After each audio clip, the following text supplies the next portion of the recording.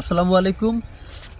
আজকে আপনাদের একটা জিনিস দেখাবো, সেটা হলো এই জমিতে আলু আর এই লাউ একসাথে করা হয়েছিল। আলু তারা আলহামদুলিল্লাহ আলু তুলেছে 2 বিঘে 2.5 বিঘে জমি। 2.5 বিঘে জমিতে কতগুলো লাউ গাছ দিয়েছেন? 650 লাউ গাছ দিচ্ছে আলহামদুলিল্লাহ।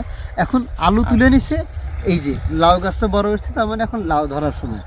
এইটা অনেক কৃষকই এ ধরনের কাজ করে যে আমি একই জমিতে একসাথে দুটো ফসল দেবো। একটা ফসলের মেয়াদ হবে 2 মাস, আর একটা ফসলের মেয়াদ হবে 4 থেকে 6 মাস। তো লাউ হলো 4 থেকে 6 মাস পর্যন্ত এটা ফল ধরে, আর লাউ হলো আলু হলো 2 মাসের মধ্যে কাজ শেষ।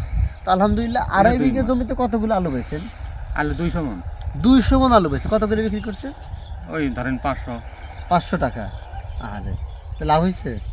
লাভ এবারে কম। গতবার বেচছেন 1500-1600, এবারে 400-500 বাজার। আরে তাতে কি লস হয়েছে না? এবারে লস। আপনার লস হয়েছে? এবারে লস। কত টাকা লস হয়েছে? লস তো হবেই তো, 40-50 হাজার টাকা লস হবে।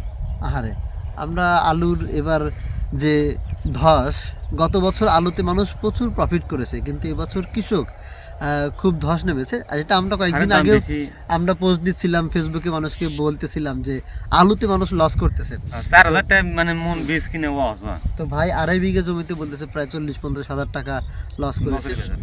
এটা খুবই একটা কষ্টের ব্যাপার যে এত পরিশ্রম করে। আমি দেখতেছিলাম যে এই ভাইয়ের যখন আলু চাষ করে হাত পা কালো হয়ে যাচ্ছিল। ভাই এত কালো না, কিন্তু এই আলু চাষের জন্য কালো হয়ে গেছে, এই হাতে করা পড়ে গেছে এই পরিশ্রম করতে করতে। সকাল বিকেল এখানে এখন যাচ্ছি। হ্যাঁ, এই পরিশ্রম করার পরে আরো 50,000 টাকা লস করেছে। তো যারা দেখছেন তারা দোয়া করবেন যেন কৃষকের এই ক্ষতি কৃষক নিজেই পোষাতে পারে, অথবা কোনো বুদ্ধি তারা উদ্ভাবন করতে পারে। Thank you. আসসালামু আলাইকুম।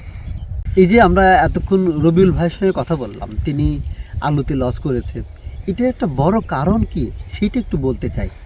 আমি তার আগে একটু দেখাই। দেখেন এই যে আমার পিছনে সব জমিতে আলু। এর কারণ হলো ও গতবার দেখেছে আলুতে লাভ হয়েছে, ওর কোনো ফোরকাস্টিং নাই যে এবার আসলে কি করা উচিত।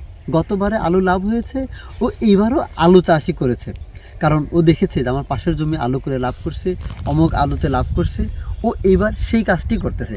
এই একই ঘটনা প্রত্যেকবার আমাদের কৃষকের সঙ্গে ঘটে।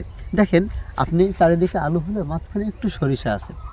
এই সরিষা এইবার আমার মনে হচ্ছে যে এইবার সরিষা একটু ভালো দাম হবে, কারণ সরিষার চাহিদা এবার বেশি থাকলেও যোগান কম। আলুতে যা ডিমান্ড তার চেয়ে বেশি যোগান হয়ে গেছে, উৎপাদন হয়ে গেছে, যেটা আমাদের ফুলকপির বেলায় হয়েছিল।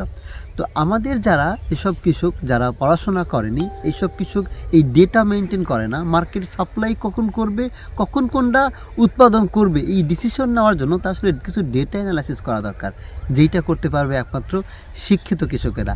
আমি এই জন্য বলি যে কৃষি পেশায় শিক্ষিত মানুষের আসা উচিত, তবেই দেশ খাদ্যে স্বয়ংসম্পন্ন হবে। আমি এটাই বলতে চাই যে শিক্ষিত মানুষ যদি কৃষিতে আসে, তাহলে দেশ যেমন খাদ্যে স্বয়ংসম্পন্ন হবে, তেমনি আমাদের উৎপাদন হবে প্রয়োজন অনুযায়ী। তখন আর এই ডিমান্ড যা উৎপাদন তা এইটা ম্যাচ করবে। Thank you.